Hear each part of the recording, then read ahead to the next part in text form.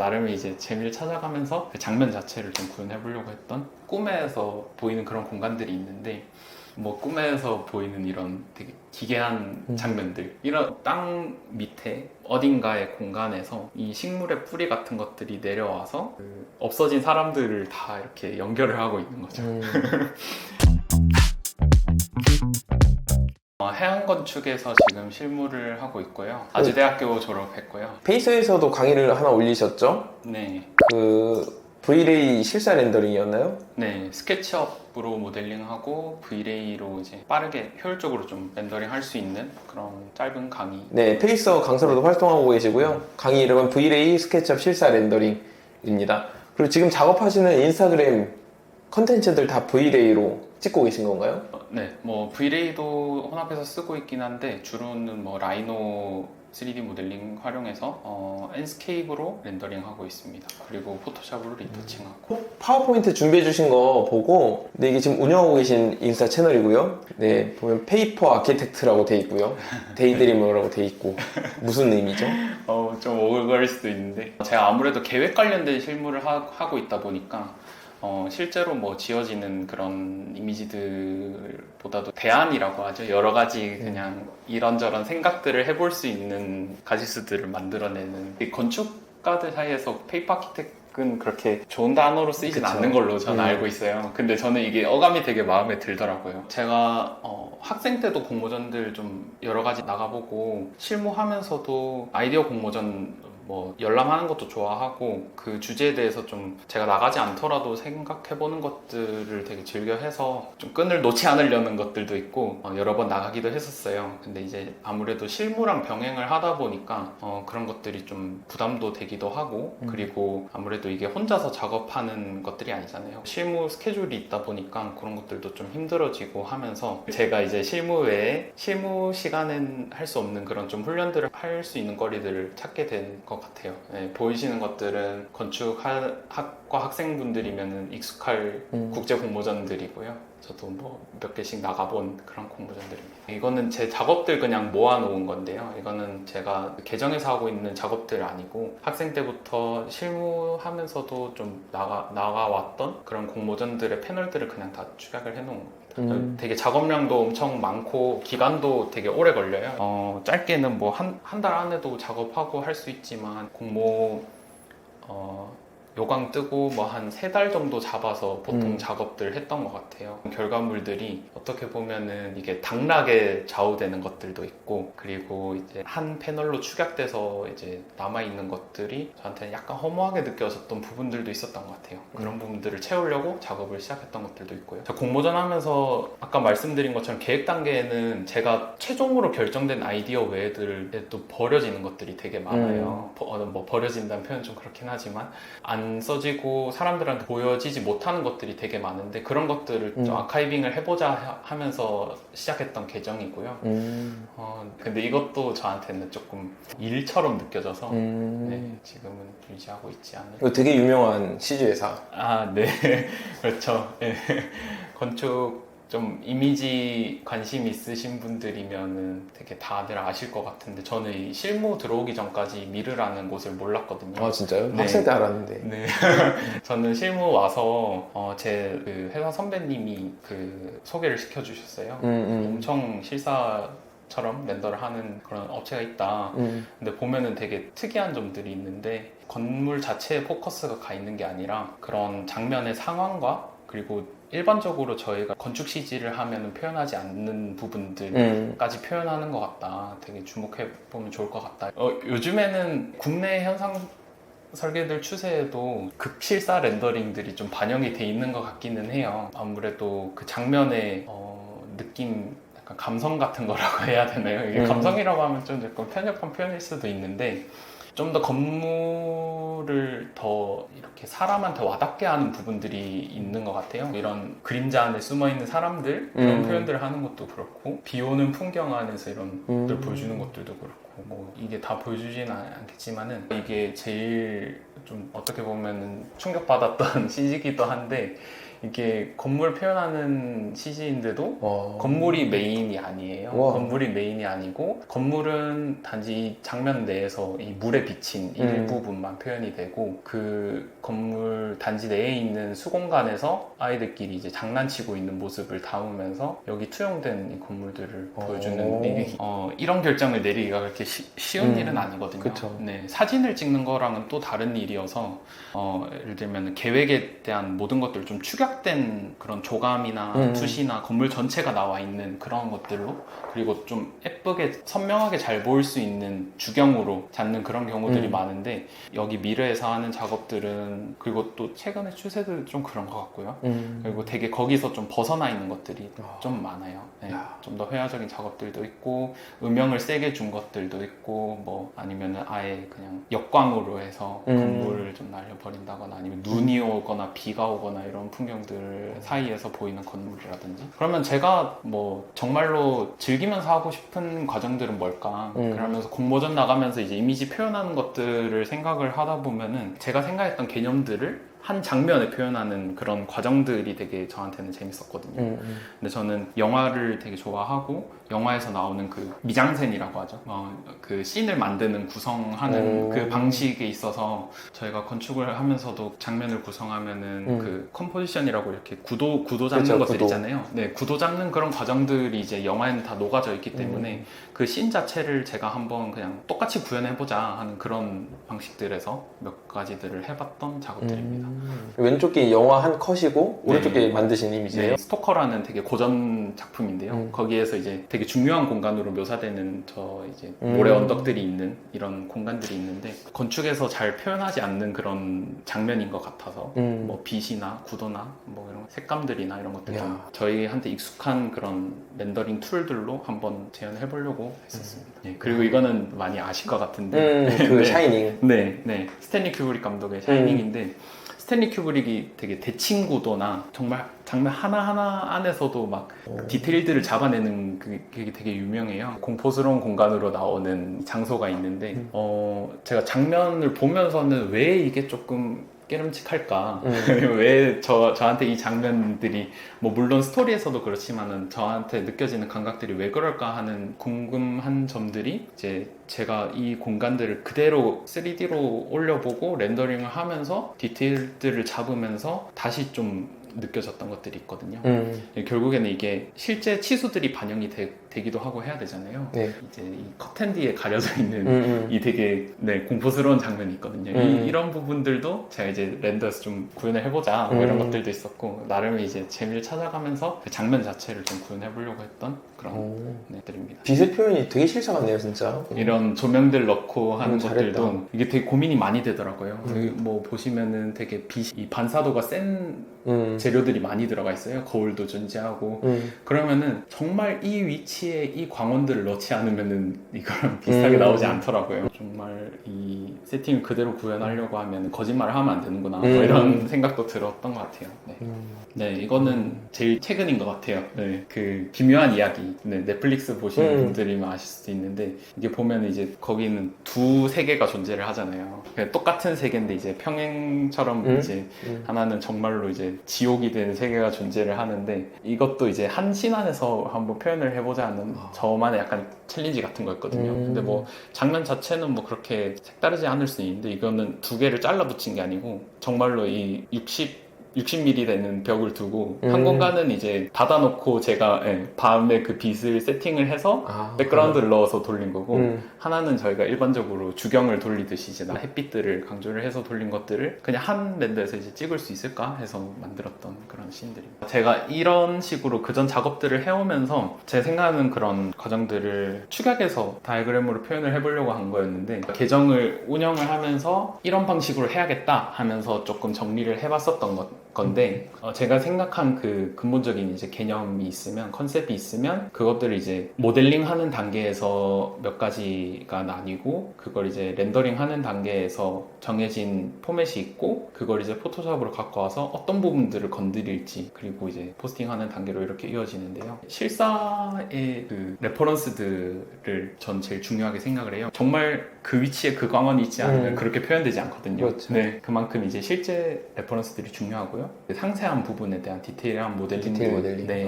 네, 힘줘야 될 부분에 힘주는 그런 디테일한 모델링 그리고 디테일한 재질, 네, 재질의 스케일이나 아니면은 범프 값들이나 뭐 톤을 되게 저는 중요하게 생각하는데 그걸 이제 포토샵으로 다시 재질을 재가공하면서 특히 이 디테일 모델링이나 디테일 머테리얼에 좀 많은 시간들이 소요되는 것 같습니다. 톤 트위스트라고 적어놨는데 제 계정을 운영하는 약간 전략 같은 부분이었어요. 일반적으로 익숙한 이미지들 안에서 한 가지 이제 변형 트위스트가 있으면은 사람들이 좀 익숙한 거 사이에서 낯섦을 느끼고 그렇지. 그게 뭔가 제 컬러처럼 사람들이 느낄 수 있는 그런 장치라고 생각을 해서 뭐 익숙한 작업들을 오마주하는 것들이나 그걸 구현하는 데 있어서 조금의 저만의 좀 그런 색깔들을 첨가하려고 하는 과정들을 이제 톤 트위스트라고 얘기를 했고요. 버프도 뭐 왜곡시키는 네, 그런 거잖아요. 네. 비슷한 과정일 것 같습니다.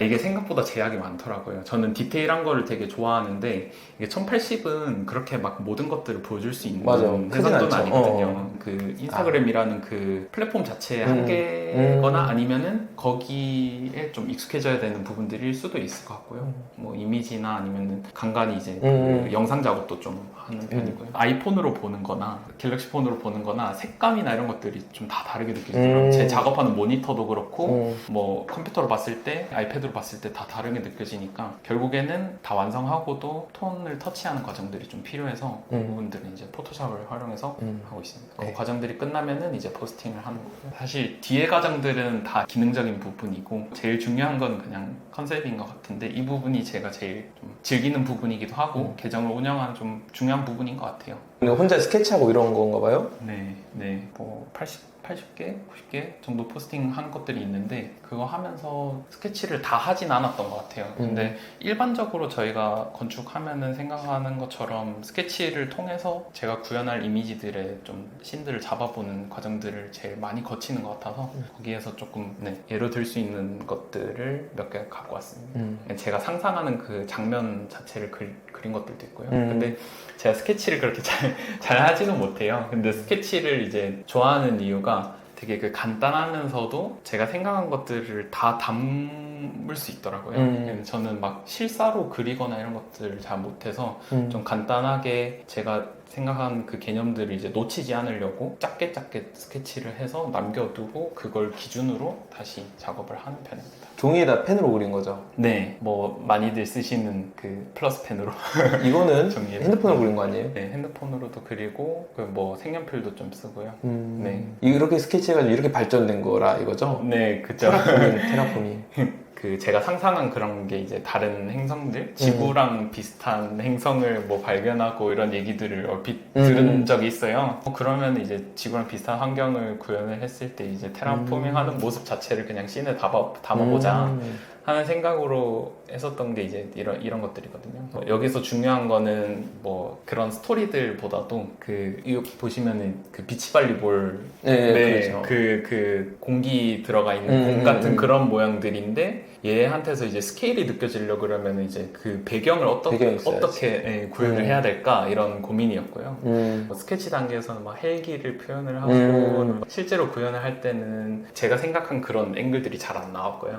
네, 그래서 생각보다 이 땅에 대한 구현들이 되게 중요했고 뭐 학대에서 자세히 보시면 사람이 있네? 이런 사람들도 있고 좀 스케일에 그러니까 극단을 보여주기 위한 것들이 있죠. 이런 나무나 이런 장치들. 네, 이런 것들은 이제 제가 또 따로 크롭을 해가지고 상세 컷들을 좀 올리는 편이기도 합니다. 사실 이게 그 전에 보신 것처럼 딱 스케치에서 결과물로 가면 좋겠지만은 그 과정 안에서 이제 음. 구현되면서 스케치 안에 포함되지 않는 좀 디테일들 이제 실제로 이런 치수로 구현이 되다 보니까 제가 만들어야 되는 이 부분들에 대해서 모델링 계획도들이나 이런 것들이 좀 필요하더라고요. 그래서 뭐 어떻게 하면 효율적으로 이런 볼을 만들고 그 안에 들어가는 것들이 좀 스케일이 구현이 될까 하는 과정에서 이것도 비슷하게 스케치에서 구현된 건데요.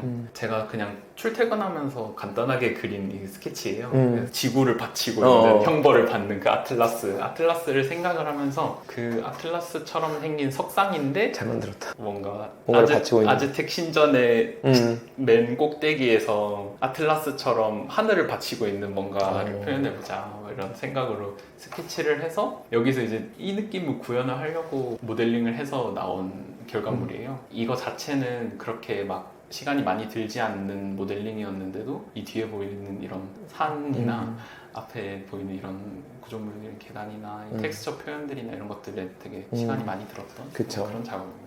되게 초기에 작업한 건데 제가 뭐 앞서 스케치를 통해서도 그 레퍼런스 이미지들을 통해서도 작업을 하고는 하지만 저희가 건축 렌더를 할 때 그 무의식의 것들을 반영하진 않잖아요. 근데 제가 항상 뭐 이렇게 심리적으로 어떤 변화가 있을 때나 꿈에서 보이는 그런 공간들이 있는데 그 공간들을 좀 구체적으로 표현해보면 되게 재미있다기보다는 뭔가 속이 시원해질 것 같아서 네, 뭔가 해소되는 느낌을 받을 수 있을 것 같아서 꿈에서 봤던 그런 색이나 공간들을 표현을 해보려고 했던 그런 시각적인 이미지이고요. 네, 이것도 마찬가지예요. 제가 꿈에 되게 불안한 시기였던 것 같은데 뭐 꿈에서 보이는 이런 되게 기괴한 장면들 이런 장면들에서는 되게 스케일이 막 깨지죠. 이런 색감도 말이 안 되는 게 나오고 빛도 말이 안 되는 게 나오는데 자세히 보시면은 이런 되게 이 좀 깨름칙한 감각들이나 이런 것들이 꿈에서 나온 것들을 좀 최대한 표현을 해보려고 했었던 거고요. 네, 이게 아마 제일 복합적인 부분인 것 같아요. 이 결과물은 제 계정에서 보실 수 있는데 이게 레퍼런스가 된 게 옛날 수술실 장면이에요. 이게 의대생들을 다 모아놓고 하는 이 수술 방이 있어요. 근데 이게 뭐 강의실이죠. 실제로 수술을 진행하면서 보이는 이런 강의실인데 저는 이게 되게 좀 느낌이 되게 묘하더라고요. 이게 사람 앞에 생사가 정해지고 있는 과정들을 관람하고 있는 학생들의 느낌이나 제가 이제 표현하고자 하는 이 공간에 대한 것들은 이 레퍼런스로 정해지고 거기에 대한 이제 스케치를 한 거죠. 그러면서 내가 여기서 트위스트 시켜서 담을 수 있는 개념들은 뭐가 있을까 하는 과정들을 거쳐서 여기 있던 청중들은 다 빠져 있고 자리만 남아 있고 한가운데에는 이제 뭔가 있어요. 그리고 그걸 바라보는 한 사람만 남아 있고 그 공간을 이제 표현을 해서 제목도 붙이고 뭐 그런 스토리도 담은 작품입니다. 이것도 비슷한 과정이고요. 그게 되게 이것도 복합적인 부분인데 제가 처음에 이제 계획하고자 했던 것들은 뭐 키워드들에서 시작을 해요. 이거는 제가 뿌리에서 시작을 한 건데 땅 밑에 어딘가의 공간에서 이 식물의 뿌리 같은 것들이 내려와서 그 없어진 사람들을 다 이렇게 연결을 하고 있는 거죠. 뭔가 제가 어딘가 영화에서 봤었던 것 같기도 하고 뭔가 상상했었던 것 같기도 한 그런 장면들인데 그걸 이제 실제로 구현하기 위해서 실제 뿌리의 단면이나 이런 것들을 좀 참고를 해서 이 모델링을 하기 위한 프로세스들을 좀 학습을 했었던 것 같아요.